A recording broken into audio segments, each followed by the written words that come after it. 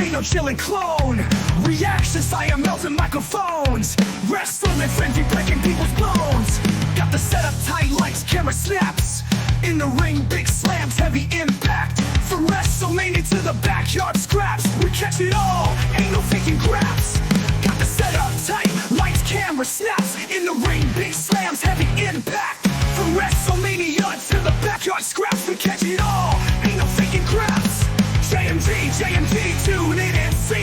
Live reactions, bringing heat, moving the crowd to the feet. JMG, best in the spree. All the champs, all the grabs, we dissect, never flee.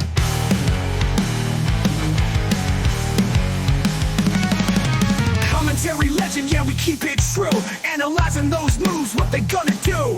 Drop a hashtag JMG, let the fans come through. Real time action, this crew ain't ever blue. Shock and awe, count to 3. New champ crown, oh can it be? Frame by frame, we love the spree. Every punch and slam has its own decree. Tag team moves flying through the ropes. Rising stars, never-ending hopes. Heel turn, shock and leave the crowd to cope. On JMG Reacts, hang with the coats.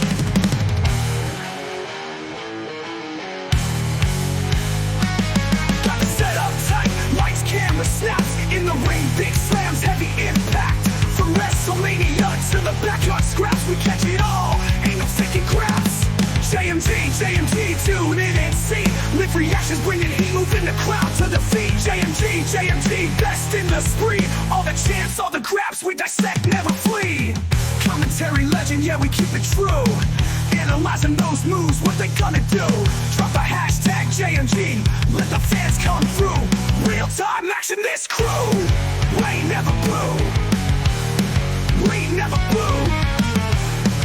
Real time action, this crew, we never blue. What's up, everyone? This is Junkyard James, host of the Beyond the Junkyard podcast. Hey, look, I'm going to W.GG to show you what's going on with our affiliate, W Energy. Going in here, I'm going to show you this sampler pack. It's $16.40 for the sampler pack. It comes with that the mug and then the 3 samples of some of their powders. You go out here to checkout, and you're just going to scroll to the bottom. You're going to see, you type it in where it says discount code. You're going to type Beyond the Yard. It's going to take that total from $17.24 after tax to $15 and some change after tax. So that's W.GG, Beyond the Yard, with the discount code. Save you some money, help the pocket. Oh, what is going on, everybody? We got Cody Marinara here today with you, episode number 1 of JMG Reacts. I hope you all enjoyed the brand new theme of the show by Lord. That's a long song. I might have to cut that down. Just a reflection.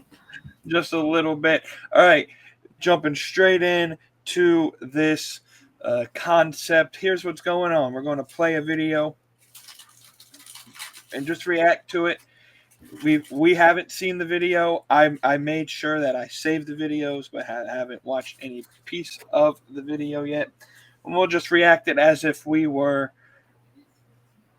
sitting on the couch watching YouTube videos normally here. If you watch this video and comment on YouTube, give us some suggestions on things in the future you may want us to react to. We want this to be as entertaining and community involved as possible. And we're going to start out with wrestling, but maybe in the near future we might spread the wings and react to some other sports stuff, maybe, if that's something that y'all would enjoy for us to do. But without further ado, I'm not trying to intro this too long. Today's episode number 1, you can see in the title there, WWE wrestlers who have not won a title or who never won a title in the WWE. You're the WWE guy, my friend. I'm sure you'll know all of these wrestlers that have never won a title in WWE. Maybe we'll see. Sometimes you learn things as you watch and read things. So I mean, hey, you never know. Yes, sir. Here we go. So without further ado, we will get going.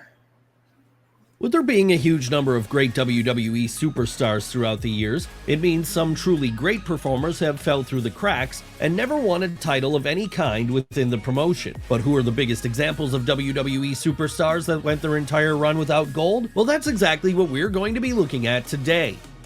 And where better to start than with arguably the most notable of all, Jake the Snake Roberts. Why is Jake? Okay, I'm going to be honest. I didn't know that. He never won a title?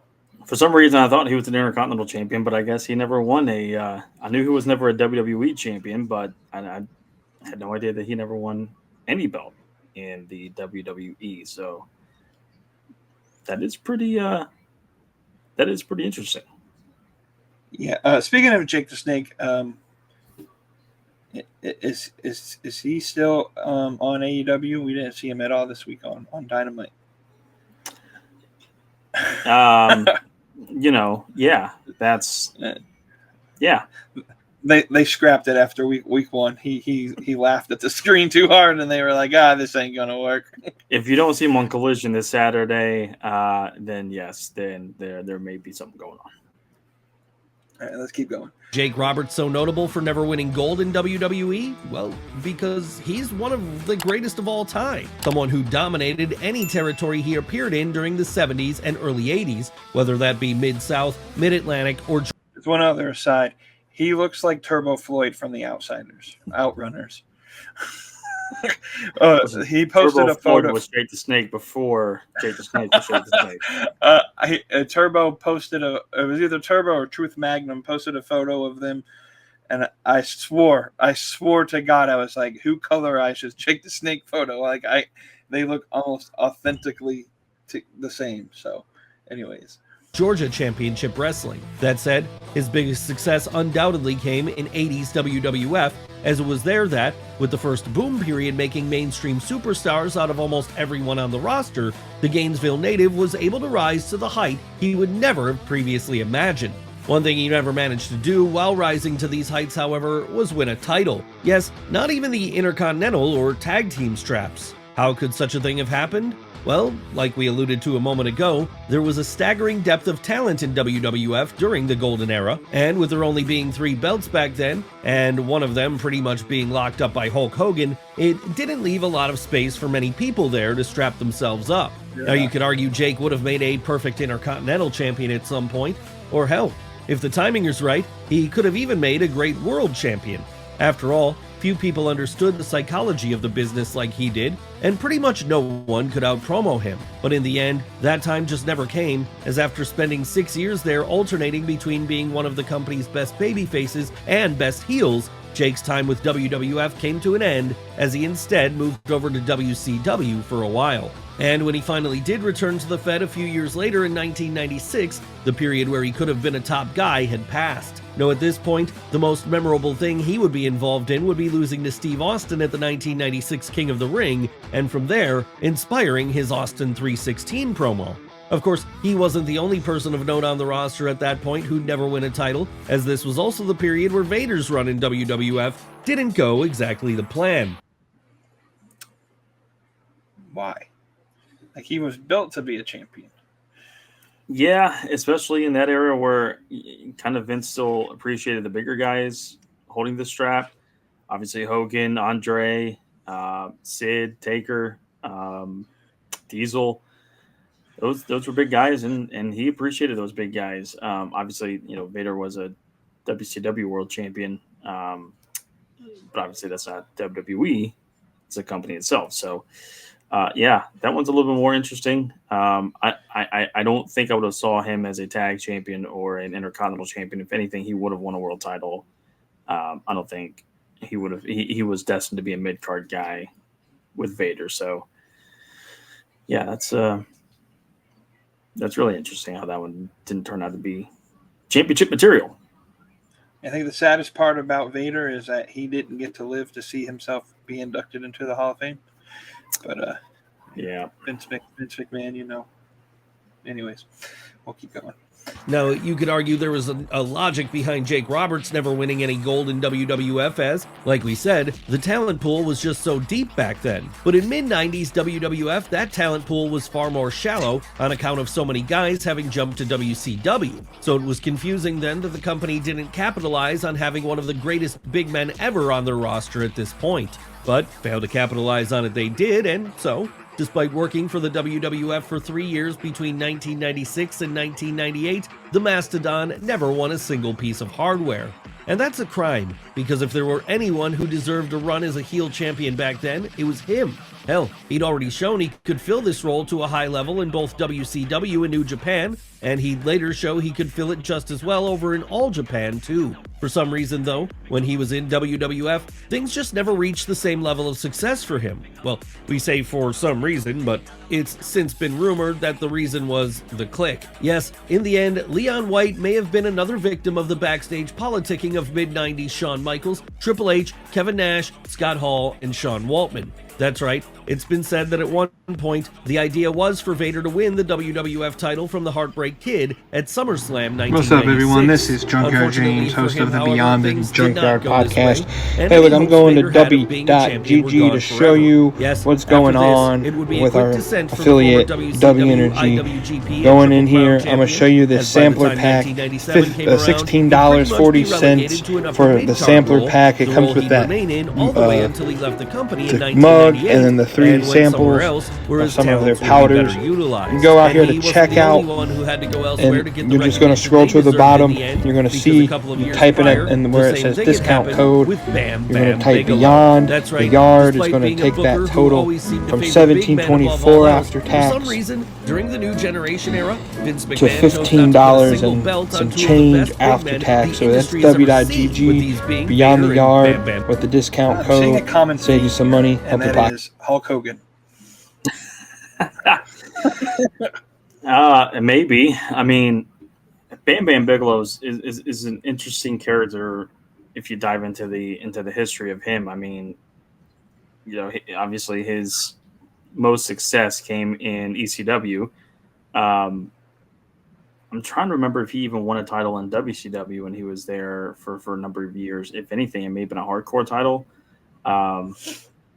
But he wasn't a world champion. He wasn't the U.S. champion. He may have been a tag team champion with Kanyon when they were the Jersey Triad with Kanyon, Bam Bam, and DDP. But that's about it. I mean, and this may be just me thinking this, but when you look at Bam Bam Bigelow, prominent character, very different looking, unique type of character, but I never saw a world championship material from him. That could be my opinion.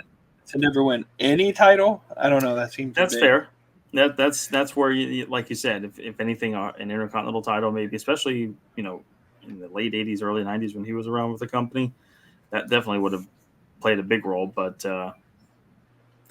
yeah, that's. But another theme to think about too, though, is at this time of the company, there was only really 3 championships with the tag, IC, and world titles. So obviously today, where we have 14,000 different kinds of titles, makes things a lot easier for someone to win a title.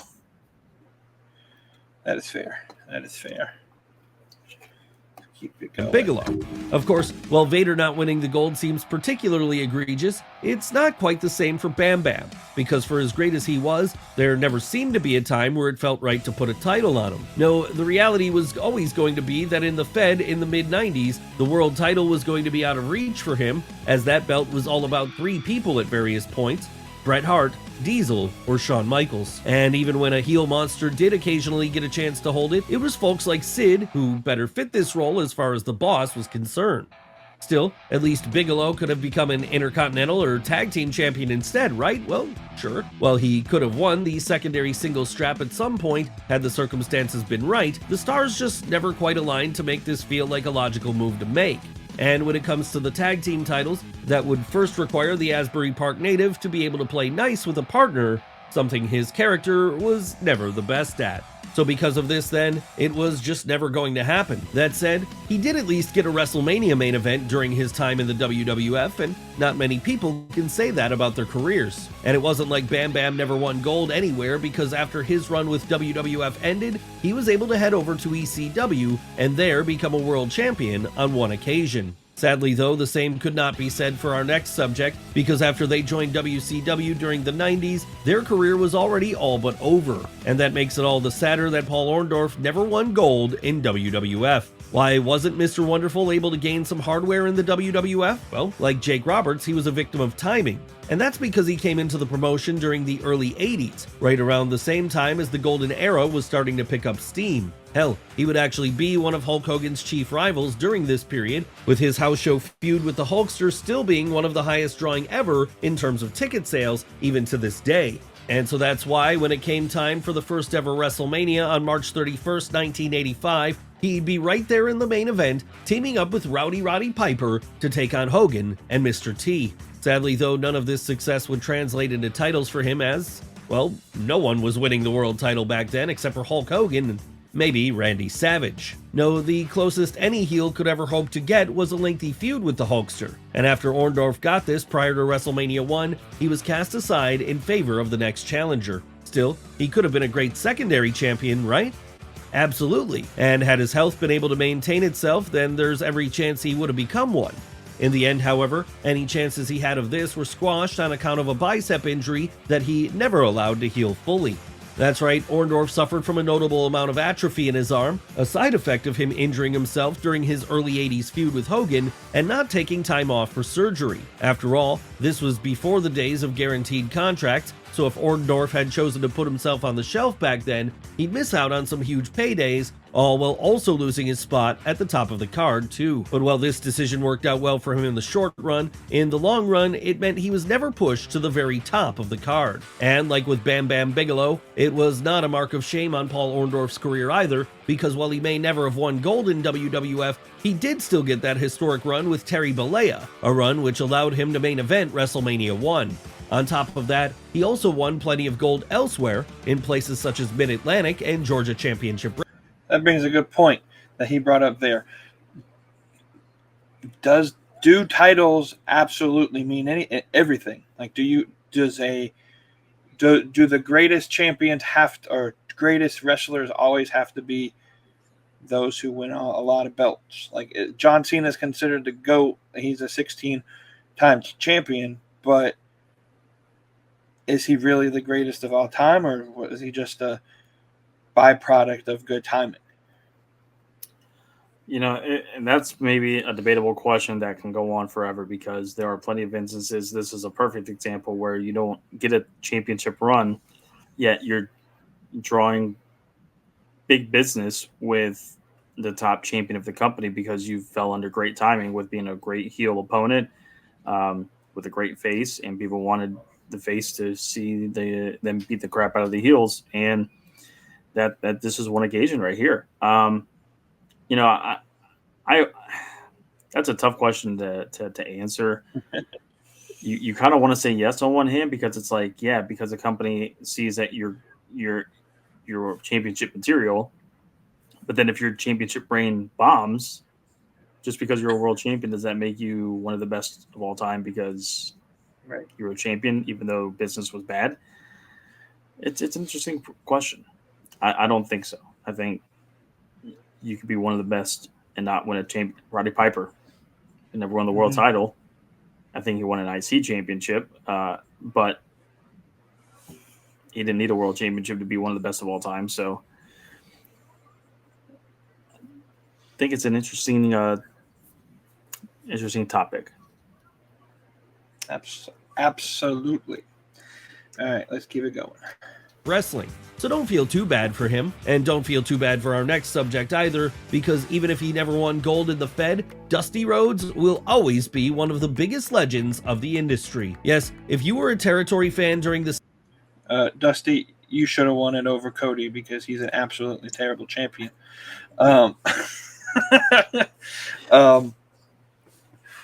Can you do his accent for me? I can't do it. I was going to try and say something for him. Listen, if you will, the American dream, Dusty Rhodes will show the light of the day, baby. That Cody Rhodes is exactly not the American dream. He's the American nightmare for a reason. Because when I go to sleep, I think of Cody. I think of, oh shit, he's not a good champion. You know what I'm saying? Yeah, that's about as good as you get. All right. I'm honestly though, Dusty kind of shocks me that they never put the strap on him as well. I guess again, this era of late 80s, early 90s, late 90s, like there were just so many really good wrestlers and not enough belts. It's like the inverse. Like if they had 12 titles like they do now, back then, it would be good. And now they have like 87 titles and only like 3 worthy championship caliber wrestlers in WWE. But yeah, I think 2 things play into this. Obviously, he may bring up the point, so I could be very wrong on this, but I think either this was at the very, very tail end of Dusty's career, and I think it was one of those things that it was a good payday for him to be in the WWF and to be a prominent star. Just never got that championship gold to do that, but I think it was at the tail end of his career that he wanted to go somewhere like this to have a new challenge for him after he, dominated the Mid-Atlantics and George Championship Wrestling and Mid-Atlantic and all that with Flair and all that stuff. So had a lengthy run, obviously, with one of the best feuds of all time with him and Flair for the gold, Starrcade 85 or 83. But yeah, I think this was just tail end of his career, and Vince, saw something in him to sign him, and obviously, Dusty could still get a good pop from the crowd, but I don't think that this was his run in the WWF was ever going to result in championship gold, unfortunately. But he now has a tag team tournament named after him, so that's worth something, right? Absolutely. I would agree with that. 70s and 80s, then there was no bigger babyface on the planet than the American Dream. And that's because using his unique charisma and GOAT-level promo skills, he was able to win the hearts and minds of audiences everywhere. In fact, so good was he actually managed to become world champion multiple times over, including multiple runs with the NWA World's title. That said, once he joined WWF in 1989, he wouldn't have that same level of success. Not that Dusty had a terrible run in the Fed at the dawn of the 90s, however. No, he was a very popular upper mid-card act. That's right, even Vince's alleged attempts to embarrass and bury the American Dream weren't enough to stop him from getting over with a whole new fan base. That said, one mountain he was never going to be able to climb was to win gold with the competition. And so that's why, rather than challenge for the world or intercontinental titles at any point during his 2.5-year run there, he'd instead have to settle for the not-too-shabby consolation prize of feuding with the likes of Macho Man Randy Savage and the $1 Million Man Ted DiBiase. But while it might seem obvious that Dusty Rhodes was never going to win gold in WWE, the same could not necessarily be said for our next subject, because at points, they were arguably the promotion's top babyface star. Who are we talking about here? Why, Jimmy Superfly Snuka, of course. Yes, before Hulk Hogan beating the Iron Sheik to become world champion, while the company was still being run by Vince McMahon Sr., the top stars there were names like Bruno Sammartino, Bob Backlund, and Jimmy Snuka. Of course, while Sammartino and Backlund would find a lot of success as world champions, the same cannot be said for Snuka. Why was that? Well, at least initially, it appears Vince Sr. saw Snuka as more of an attraction who didn't need to win a belt in order to draw in fans, similar to the way The Undertaker was treated during the 90s. And that's why, despite often stealing the show during his feuds against the likes of Don Morocco and Ray Stevens, he was never really considered for any gold. And all this means, despite being one of the most over people in the company prior to and during the national expansion, Jimmy Snuka's history and legacy will never include a section about him being a champion in WWF, perfect for the role as he might have been at certain points. But what about one of the golden era's top We'll say though, Why? Even though Snuka never won championship gold in WWE, he still has one of, I would say, maybe the top 10 most memorable moment in WWE history and probably wrestling history by coming off the top of the cage at Madison Square Garden One of the first times we've ever, if not the first time we've ever seen a move off the top of the cage. Snuka was the first one to kind of do that on a big scale like that, and that story that a lot of these, like Mick Foley, he was in the front row that night watching that match. Once you kind of see it and you hear the stories behind it and and truly understand the significance of it, truly remarkable that he never won a title, but still has one of the most legendary moments in wrestling history. I'm sure WWE is fantastically happy that he didn't win a title, though, so they wouldn't have to scrub the record books with his out of wrestling issues. Unfortunately, yes. Yeah, right. Let's keep it going. We're almost 2/3 of the way through this video. This is a long one. Andy, you need to shorten your wrestling videos. Might have been at certain points. But what about one of the Golden Era's top mid-card stars? Why did he never win a title? See, everyone they've mentioned, like, I just envision them winning a title. Like, Jim Duggan didn't win a title. That's just crazy to me. That might be one of the more surprising ones for sure. That one, as over as he was, I understand there was only 3 championships and the time frame, and unfortunately, it's just one of those kind of stuck in neutral when you have all these other guys that are on the roster that are, and like he said, Andy said in the video, not many people were going to get the world title away from Hulk, so you're relegated to the tag titles or the IC championship, and it's like, as big of a babyface as Jim Duggan was, we couldn't put the tag title strap on him with somebody like him and God, anybody, Dusty Rhodes, heck, Coco Beware. I mean, literally anybody that we could have put together as a tag team as a little bit of a babyface run just to give them a chance to have gold around their waist for a little bit. That one's definitely surprising to me with Duggan. In WWF. Who are we talking about here? Hacksaw Jim Duggan. After all, prior to signing on the dotted line with Vince McMahon in 1987, Hacksaw was one of the top babyfaces of the territories, with his run in Mid-South Wrestling in particular being legendary. And despite generally being treated as more of an upper mid-carder in the Fed than anything else, it wasn't as if he didn't get hugely over with fans on account of his cartoonish gimmick, one which perfectly fit the time period. Sure, you could argue that with this being the Hogan era, his chances of becoming world champion were always going to be slim, but there's no reason he couldn't have served as a great second from top babyface, someone capable of holding the Intercontinental title for a lengthy period of time. And as it happens, he probably would have done so were it not for one fateful traffic stop on May 26th of that year. That's right, this was the evening where, while driving to his next town with the Iron Sheik, Duggan was pulled over and caught with weed. But that's not the reason WWF were so peeved off about the situation. No, they were upset that the new babyface had been caught traveling with a heel. Yes, well, it might seem wild by today's standards, especially as we were well into the cartoonishness of the Golden Era by then, there was still an attempt to uphold kayfabe at this point, so seeing a babyface and a heel traveling together was a major no-no, and it's this mistake which inevitably soured the boss on his newest signing.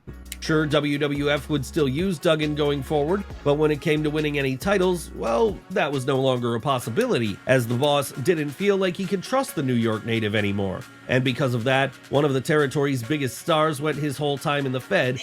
See, in modern wrestling, like, that's just kind of crazy to think, like, one minor thing would cost you ever winning a belt. Because, like, if that was the case, like, Sammy Guevara would never see a title ever again. The Usos would never be seen holding the belt ever again. Like, New nowadays, Day. it's, yeah, like, that's Ridge Holland, like, broke Big E's neck. Like, he held a tag belt just a couple months ago in NXT.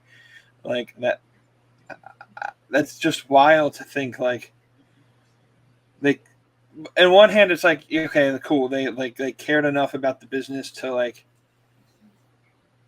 want to try and keep kayfabe, but, like, the fact that, like, Triple H lost the King of the Ring opportunity because of Curtain Call, like, I don't know. It just, I just feel like that wouldn't happen today. I agree. Plus, I think, I mean, back then, I mean, gosh, it was so much easier to kind of get away with that. You didn't have the internet, you didn't have social media. It was easier to get away with letting kayfabe be kayfabe, and people kind of believing a little bit more. And still, it's a pretty taboo reason for not letting somebody win championship gold. I was going to say, I wonder if this was like Vince punishing some of the people, bigger stars of the other territories, but I guess they explained why he didn't get a belt.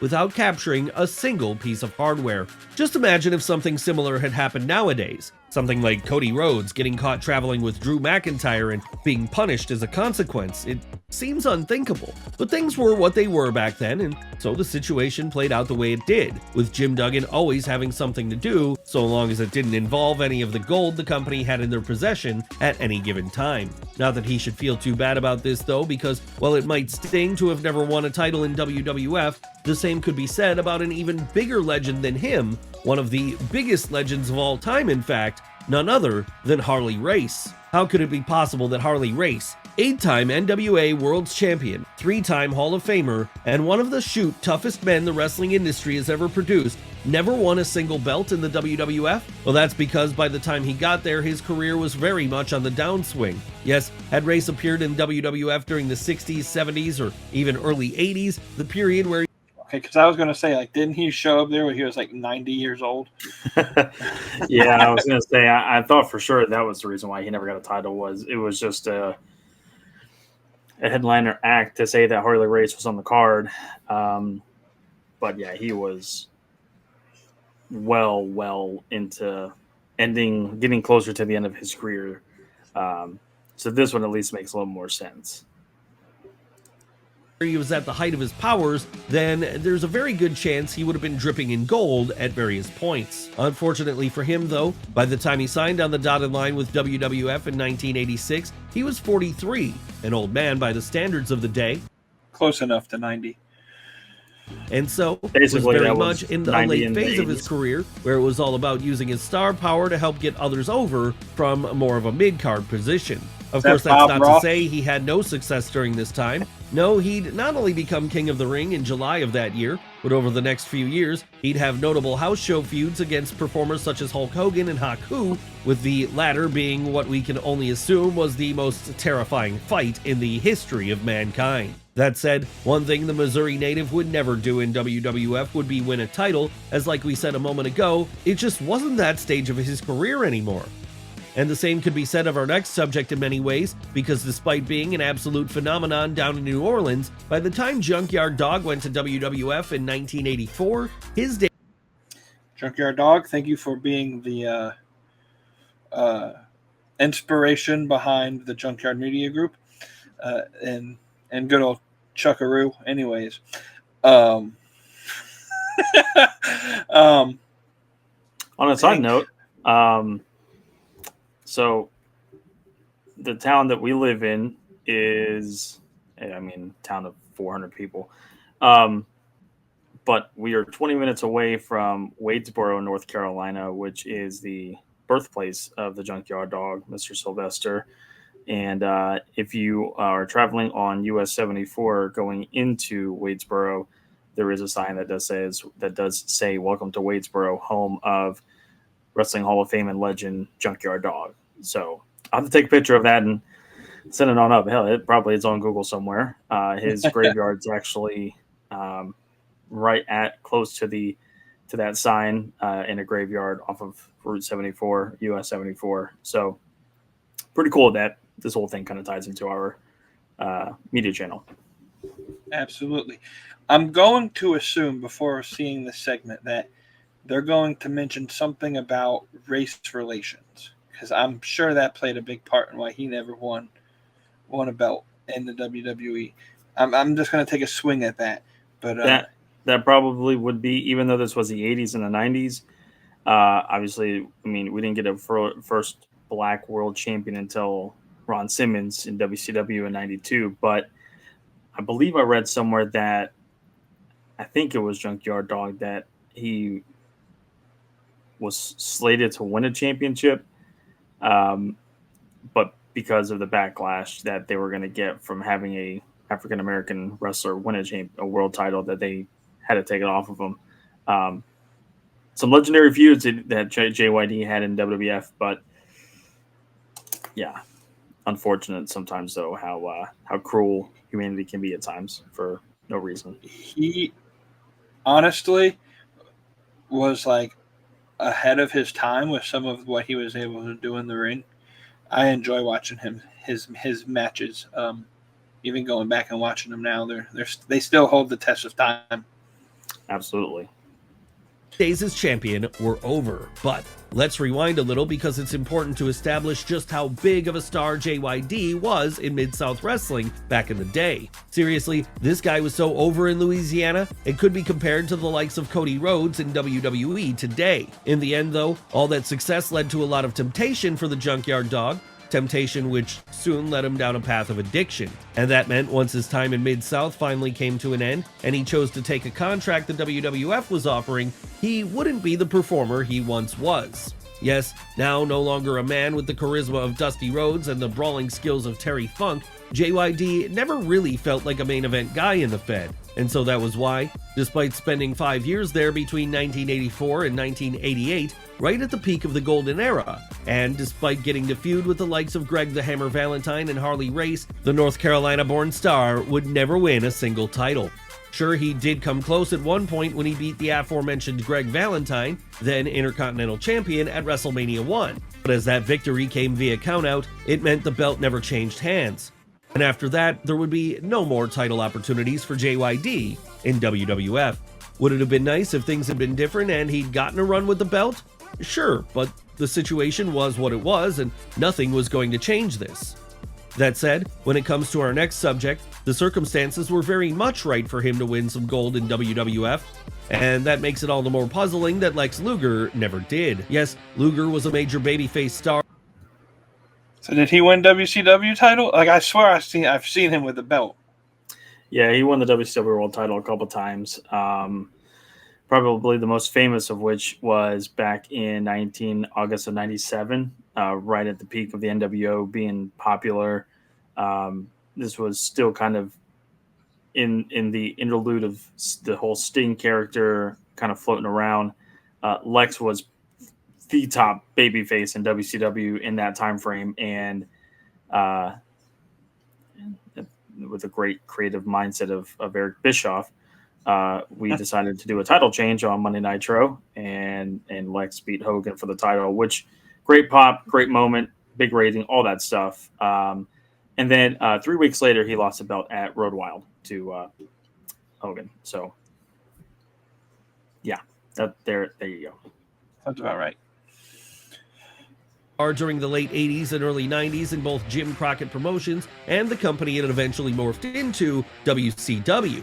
Hell, at one point, he even became WCW World Champion, with this proving just how much fans were behind him. So once he arrived in WWF in 1993, then it felt like he was poised to meet with the same level of success, as on the surface of things, he was everything Vince McMahon would want in a top star. For some reason though, despite the boss quickly making the decision to push Lex as his new guy in the wake of Hulk Hogan's exit, he'd never fully pulled the trigger on him by making him champion. No, the closest the Buffalo native would ever get to this would be when he challenged then WWF champion Yokozuna at SummerSlam. Makes sense. He never won a title. He's from Buffalo. That just totally makes sense. Ouch. 1993 and beat him by countout, meaning the title wouldn't change hands. Really, it's been a decision which has been so poured over in the years since on account of how baffling it was, it's still being used as a cautionary tale to this day. In fact, when Cody Rhodes lost to Roman Reigns in the main event of WrestleMania 39, one of the first things many thought was that it was another Lex Luger situation. But while Cody has since been able to overcome this stigma by dethroning the tribal chief, the same could never be said for Lex, because once fans saw him celebrate like he was the new champ that night, despite him not being the new champ, they instead shifted their allegiances over to Bret Hart. And that meant when it came time for WrestleMania 10 a few months later, it would be the Hitman and not Luger who toppled Yokozuna to become the new champion, with Lex at this point being relegated to the role of mid-card tag team act alongside the British Bulldog. Then, once that run was over, he'd serve as the first shot across the bow in the Monday Night Wars when he quit WWF in the summer of 1995, and in a surprise to everyone in the company, appeared on a live episode of Nitro. So again, like with others we've discussed today, you shouldn't feel too bad for him, as he got to have a great career at the end of the day, even if that career never included winning a title in WWE. All right. That was fun. And kind of shocking to know how many people that ultimately went down to have Hall of Fame level careers just never won a WWE title, not even a mid-card belt. That's fun to watch. Any final takes before we hop off for episode 1 of the JMG Reacts? Some of those definitely kind of caught me a little bit off guard, especially with Duggan. Jake the Snake's still kind of interesting how that never took place, and JYD. But yeah, at least we got some of the context as to maybe why those things happen. Still doesn't maybe, make it feel or sound any better. But like I said, you learn something new every day. And I think we all took a little bit of something out of this. Absolutely. Hey, y'all, follow us on the social media pages. Subscribe, like, give us your ideas on what we should react to in the future. And we will see y'all in a future episode of JMG Reacts right here on the Junkyard Media Group YouTube page. We'll see y'all in the next one. Stay saucy. Reactions bringing heat, moving the crowd to the feet. JMG, best in the spree. All the chants, all the grabs, we dissect, never flee. Commentary legend, yeah, we keep it true. Analyzing those moves, what they gonna do? Drop a hashtag JMG, let the fans come through. Real time action, this crew. We never boo. We never boo. Real time action, this crew. We never boo.